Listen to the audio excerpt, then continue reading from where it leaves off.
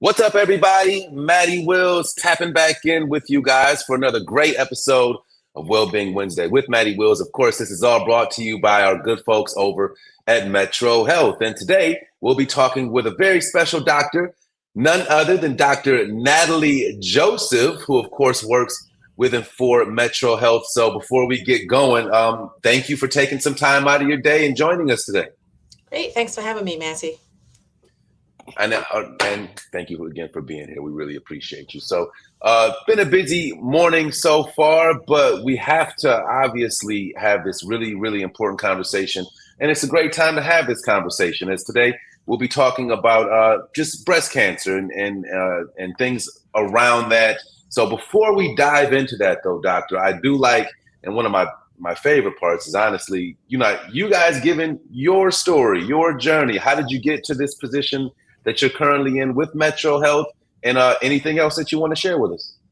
Okay, great. Thanks. So I'm Dr. Natalie Joseph. So I'm the director of the Division of Surgical Oncology at MetroHealth, which is the head of cancer surgery. And I also run our breast program at Metro. I've been here for about 15 years and very much dedicated to helping to improve the overall health of the community, which is obviously one of the big missions and tenets of MetroHealth. And in my own practice, I clearly see women from all different backgrounds and ethnicities, but specifically see a lot of women, a lot of underserved women, lots of women of diverse ethnic backgrounds that don't always get the right screening or the right tools to kind of improve their overall health. So I really take what I do very seriously in helping to both educate patients, but also just to provide them with the great care to make sure that they continue to do well for themselves. Perfect. So again, you're the perfect person to talk to for today's questions, right? And one of the reasons why we kind of started this campaign, at least I'll speak for myself, is to kind of educate and kind of take some of that fear away from people of different backgrounds and colors. And we know that in the Black and brown community, there could be some discrepancies, not only with the care they receive, but actually just the willingness for us, I'll include myself in that, to even seek out some of this care. So it's always nice to have you guys on. So without further ado, we'll go ahead and get started with the first question. Why are mammograms important? All right, so actually a great question. So one of the first things I always tell people is that mammograms don't prevent you from getting breast cancer, but why they're important is that they help us to find abnormalities in the breast very early on, before you might even have the chance to see it or recognize it in your physical exam. That's the reason why that's important, is that if unfortunately we find a diagnosis of cancer, the good news is that we can find it when it's really early. So you have lots of options to treat and cure your cancer. And also just gives you many more treatment options, and people do better. Your survival is much better if we find things early. The other thing is that the breast cancer is, it's very common. It's the most common cancer amongst women. That's the second leading cause of cancer death within women. So finding it, although most people don't want to have a diagnosis of cancer, it's not a death sentence. It's something that we have lots of options to treat. People do well, and we certainly have many patients that can attest to that. The other big thing is that women don't recognize that you don't have to have pain or a lump or an abnormality to have cancer. So it just allows us to see things that you can't see from the outside. Wow. So that last part really got me, because in my journey with MetroHealth, on my personal journey with MetroHealth, I've been hearing a lot about just preventative measures, finding out about things early. And it's always a little difficult for some of us. I'll speak for men, because I know we always need a hard nudge to do almost anything with our health. But obviously, it's very important across the board, right? So this is why we're talking about it. So we'll move on. Are certain women more at risk for breast cancer than others? Yeah, so there are some risk factors. The two biggest risk factors for breast cancer is actually being a female and aging. So the highest incidence of breast cancer is usually between the ages of 55 and 75, but you certainly can get it younger than that. You can obviously get it older than that as well. There are some other things, such as a family history. And when we talk about family history, we're usually talking about someone who either has multiple people in the family that had had breast cancer, particularly if it's a first degree relative. So by that we mean it was your mother, sister, or if you saw, two aunts and your grandmother, for example. There are other gene mutations, so abnormal genes that can be associated with breast cancer. And the ones that people are most familiar with are something called BRCA1 and BRCA2. But even those are only present in about 10% of the population.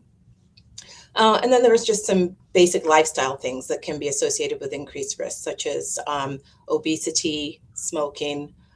So we really just try to encourage people to, have a healthy lifestyle to minimize those things that can increase your risk.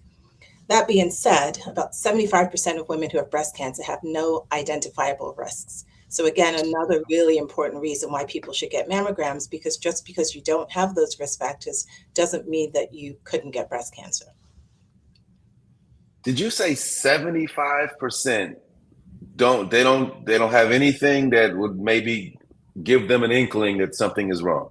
Correct. They don't Wow. have, they don't necessarily have a family history, or they don't have any a gene mutation, for example. So most average risk women just have, as I said, they're females, they're aging. There may be some things environmentally that could contribute to their risk, as I mentioned, obesity and smoking, but overall they don't have any obvious things that would make them think that they're at risk. So that's why it's actually even more important that everyone gets screened. I would say so. Yeah. That number is very high and kind of astonishing to me. Our last question here before we wrap up is how often should women receive mammograms? So at MetroHealth, and in kind of association with national guidelines from the American Cancer Society, we do recommend that women get screened starting at least at the age of 40. In our particular population at MetroHealth, we see about 40% of our patients are African American, about 15 to 17% are Hispanic.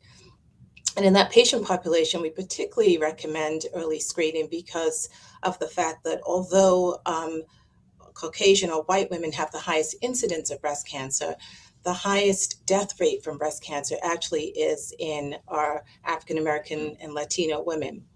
Also in Black women, they tend to have a higher risk of more high-risk types of breast cancer. So for example, there's a subtype of breast cancer that's called triple negative breast cancer that has a higher risk for recurrence and a higher risk of death.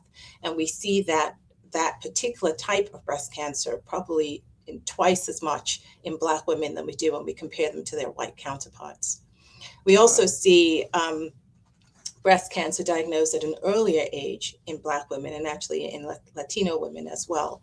So I think particularly in some key ethnicities, it's really important to get screened at least by the age of 40.